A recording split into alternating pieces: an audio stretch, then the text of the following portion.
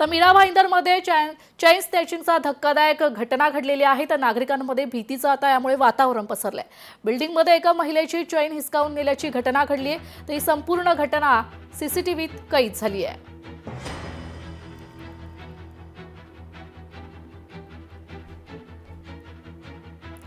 तर मालेगावच्या उपमहापौर शाने हिंदे यांच्या दालनात टिपू सुलतानचा फोटो लावण्यात आल्यानं एकच वाद निर्माण झाला होता। शिवसेना भाजपसह हिंदुत्ववादी संघटनांनी विरोध केल्यानं अखेर प्रशासनाच्या वतीनं तो फोटो आता काढण्यात आलाय।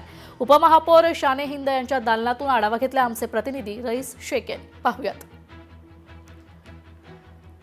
आपण पाहतोय मालेगावच्या नवनिर्वाचित उपमहापौर शाने हिंदे यांच्या दालनात टिपू सुलतानाचा फोटो लावण्यात आला आणि सगळीकडे एकच वाद निर्माण झाला आणि शिवसेना भाजपासह हिंदुत्ववादी संघटनांनी विरोध केल्यानं अखेर तो फोटो आता काढण्यात आलेला आहे।